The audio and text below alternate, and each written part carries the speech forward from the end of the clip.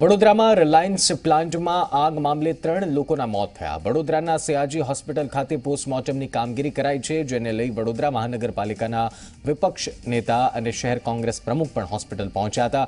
બીજી બાજુ પરિવારજનોએ મૃતદેહ સ્વીકારવા ઇનકાર કર્યો। ચુકાદાને લઈ ચુસ્ત પોલીસ બંદોબસ્ત પણ ગોઠવી દેવાયો છે। महत्वનું છે કે વડોદરા શહેર નજીક આવેલી રિલાયન્સ આઈપીસીએલના PVR2 પ્લાન્ટમાં આજે વહેલી સવારે 3:30 કલાકે પ્રચંડ ધડાકા સાથે આગ ફાટી નીકળી હતી, જેમાં કંપનીના 3 કર્મચારીઓ બળીને ભડથું થઈ ગયા હતા। ત્રણેયના મૃતદેહને પોસ્ટમોર્ટમ માટે વડોદરાની એસજી હોસ્પિટલ ખાતે મોકલી આપવામાં આવ્યા। વડોદરા શહેર નજીક કોયલી ખાતે આવેલી રિલાયન્સ આઈપીસીએલ PVR2 પ્લાન્ટમાં આજે વહેલી સવારે ભીષણ આગ લાગી હતી।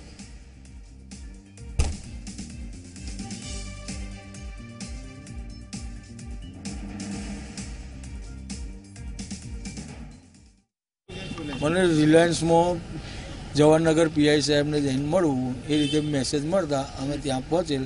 ત્યાં જઈને પીઆઈ સાહેબે જે આગ લાગેલી તેમના એમ્બ્યુલન્સમાં માણસો મરણ ગયેલ તેમને પોસ્ટમોર્ટમ ખાતે લઈ જવાના, એટલે અમે પાયલોટિંગ કરી લઈને એસએસજી હોસ્પિટલ આવેલ છે। રિલાયન્સ કંપનીમાં છે પ્લાન્ટ PVR2 છે ગઈ। કેટલી લાશો છે? એટલું અંદર જોવા નથી ગયો, અહીં 3 લઈને આવ્યા છે અમે। આ ઘટના લગભગ 3:30 ફાયર થયું હતું કંપનીની અંદર, બરાબર છે। આ કંપનીમાં આ ફાયર થયું તો 3 થી 4 સેકન્ડમાં 3 માણસ તો ઓન ધી સ્પોટ જ ત્યાં ખલાસ થઈ ગયા। આ બીજા ઇન્જર્ડ થઈ ગયા, એ તો કંપની અંદર અમને જવા નથી દેતી, બરાબર છે। અંદર ગેટની અંદર અમને જવા નથી। સવારમાં અમે અંદર ગયા અહીં ગેટે તો અમને એન્ટ્રી જ નહીં આપી, બરાબર છે। હવે એ લોકો જે નાઇટવાળા માણસો છે એ લોકોને બી હજુ બહાર નથી આવવા દીધું, બરાબર છે। એ લોકોની શિફ્ટ ડ્યુટી પૂરી થઈ ગઈ। 16-17 માણસ કામ કરતા હોય છે, એમાં અલગ અલગ એનિમે એ હોય છે, બેક ફિલિંગ હોય ને ટીચિંગ હોય ને એ બધું હોય છે। અને આજે દુર્ઘટના બની છે, બહુ મોટી દુર્ઘટના કહેવાય આ વસ્તુ, કારણ કે 4 સેકન્ડની મેં આ વસ્તુ બની જાય અને અમારા 3 સાથીદારો એકદમ ભડથું થઈ ગયા છે।